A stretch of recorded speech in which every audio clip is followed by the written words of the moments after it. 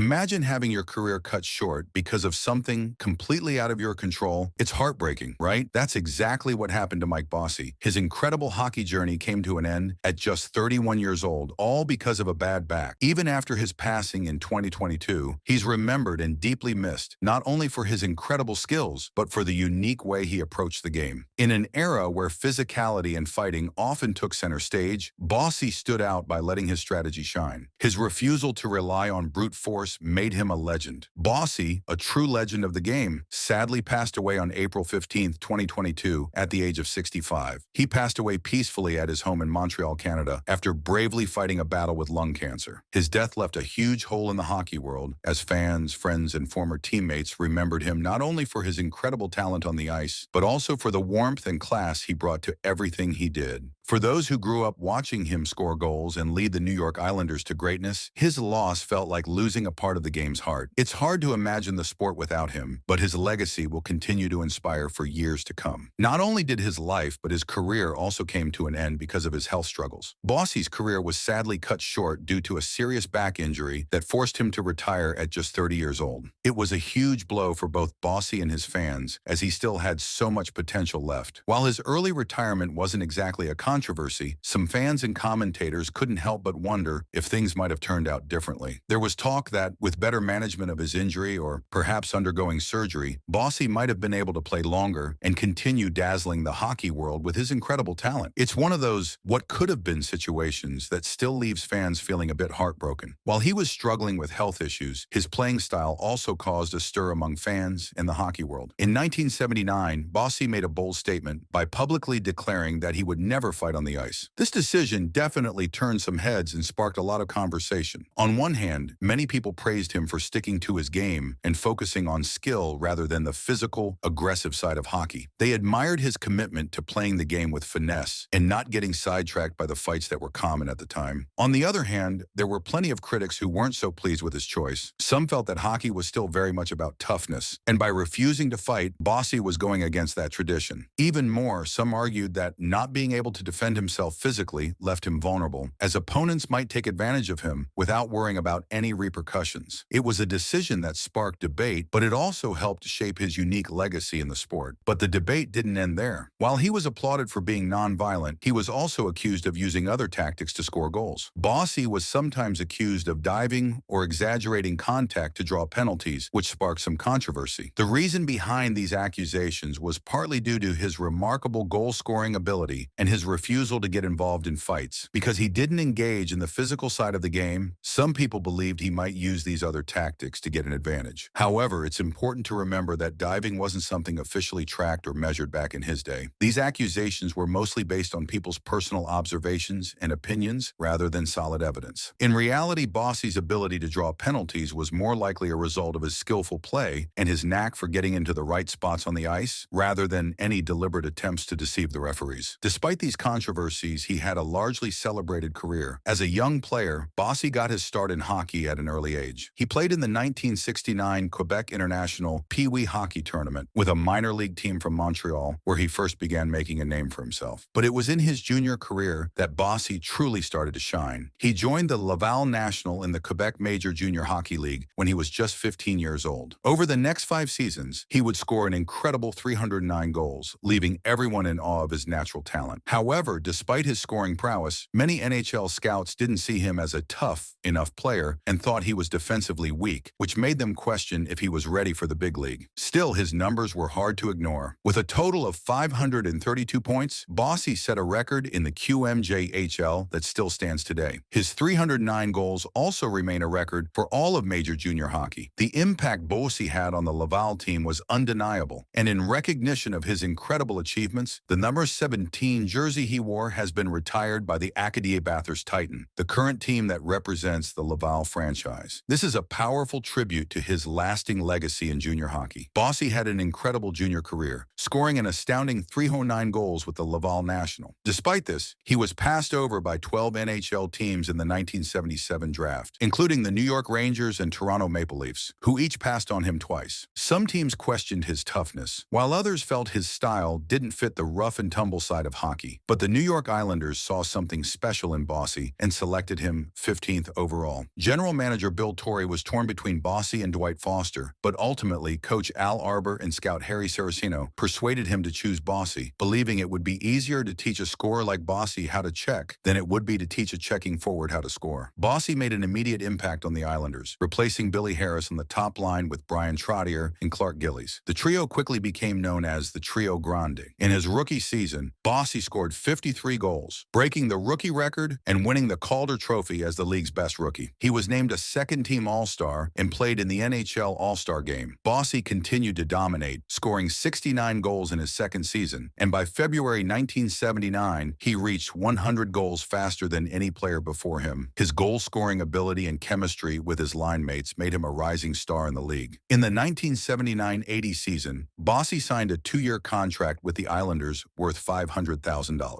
Despite finishing first the previous year, the Islanders struggled early, winning only 6 of their first 21 games. Coach Al Arbour tried shaking things up by splitting up the Trio Grande, but it didn't help much. However, after a slow start, the team started to turn things around, and with the acquisition of Butch Goring in March, the Islanders found their balance. Bossy, still scoring goals, ended the season with 51 goals, joking it was a bad season by his standards. In the playoffs, Bossy played a huge role in the Islanders' first Stanley Cup win. He led the team with 11 points in the finals, including a crucial power play goal in Game 6, which set up Bobby Nystrom's overtime winner. The Islanders defeated the Flyers 4-2, capturing the Cup. Bossy's performance that season, and especially in the finals, solidified his reputation as a clutch player. The following year, Bossy reached new heights, scoring 50 goals in 50 games, becoming the second player in NHL history to do so. He finished the season with 68 goals and a record 9 hat tricks. His performance helped the Islanders win their second Stanley Cup, and Bossy's star continued to shine in the years that followed. Bossy started the 1983-84 season strong, scoring 5 goals in the first 3 games, but a hip injury sidelined him for 6 games. He bounced back with 2 amazing point streaks, one lasting 15 games and the other 19 games. On January 15th, he made history by scoring his 400th career goal, the fastest player ever to do so in just 506 games. Despite a knee injury later that season, Bossy still scored 51 goals, making it his 7th straight 50-goal season. He also won the Lady Byng Trophy and was named a first-team All-Star. In the 1984 playoffs, Bossy played a big role in the Islanders' run their 5th consecutive Stanley Cup finals, but they lost to the Oilers. Bossy continued to break records, including reaching 500 career goals, but back problems forced him to retire early in 1988 at just 30. He finished with 573 goals and 553 assists in 752 games. The Islanders retired his number 22 in 1992, and he was inducted into the Hall of Fame in 1991. And that wraps up today's video. Don't forget to like, subscribe, and hit the notification bell so you never miss an update. Thanks for watching, and we'll see you again soon.